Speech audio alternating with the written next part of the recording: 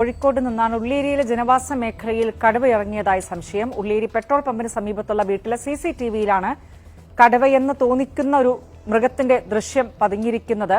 രാജേഷ് കോയിക്കലാണ് വിവരങ്ങളുമായി ചേരുന്നത്. രാജേഷ്, ഒരു സിസിടിവി ദൃശ്യമാണ് മുന്നിലുള്ളത്. എന്താണ് നാട്ടുകാരുടെ ആശങ്ക?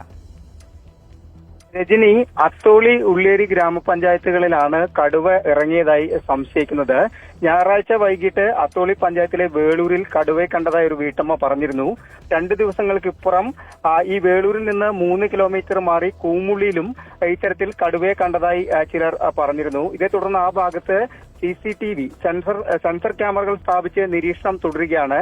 ഇതിനിടയിലാണ് ഈ കൂമുള്ളിൽ നിന്ന് 2 കിലോമീറ്റർ മാറി ഉള്ളിയേരിയിൽ ഇപ്പോൾ കടുവയുടേതെന്ന് തോന്നിക്കുന്ന ഒരു ജീവിയെ കണ്ടതായി നാട്ടുകാർ പറയുന്നത്. അതായത് പെട്രോൾ പമ്പിന് സമീപം താമസിക്കുന്ന താറോൾ റോഡ് ഹൈദറുടെ വീട്ടിലെ CCTVയിലാണ് ഈ ദൃശ്യങ്ങൾ പതിഞ്ഞത്. ഹൈദർ ഗൾഫിലാണ്. അദ്ദേഹം അവിടെ നിന്ന് മൊബൈൽ പരിശോധിച്ചപ്പോഴാണ് ഇത്തരത്തിലുള്ള ദൃശ്യം കണ്ടത്. തുടർന്ന് വീട്ടുകാരെ അറിയിക്കുകയും ചെയ്തു. നിലവിൽ വനപാലകരും RRT സംഘവും പോലീസും സ്ഥലത്തെത്തി പരിശോധന നടത്തിയിരുന്നു. എന്നാൽ കടുവയുടേതെന്ന് തോന്നിക്കുന്ന യാതൊരുവിധ കാൽപ്പാടുകളോ മറ്റൊന്നും അവിടെ കണ്ടെത്തിയിട്ടില്ല. എന്നാൽ കടുവയാകാനുള്ള സാധ്യതയും നിലവിൽ വനപാലകർ തള്ളിക്കളയുന്നില്ല. എന്തായാലും പ്രദേശത്ത് ജാഗ്രത തുടരുകയാണ്. നേരത്തെ ഈ കൂമുള്ളിയിലും ഇത്തരത്തിലുള്ള സെൻസർ ക്യാമറകൾ സ്ഥാപിച്ചെങ്കിലും അവിടെയും ആ ക്യാമറയിൽ കടുവയുടെ ദൃശ്യങ്ങൾ പതിഞ്ഞിരുന്നില്ല. നിലവിൽ വനപാലകരെ സംശയത്തിലാക്കുന്ന കാര്യങ്ങൾ ഇവയാണ്. അതായത് പ്രദേശത്ത് ഈ വളർത്തുമൃഗങ്ങളെ ഒന്നും കടുവ പിടിച്ചതായി കാണുന്നില്ല.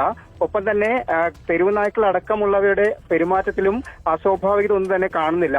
ഈ ഒരു സാഹചര്യത്തിലാണ് അത് കടുവയാണോ അല്ലയോ എന്ന കാര്യത്തിൽ ഇപ്പോഴും സ്ഥിരീകരണമില്ലാത്തത്. എന്തായാലും സ്ഥലത്ത് ജാഗ്രത തുടരുകയാണ്.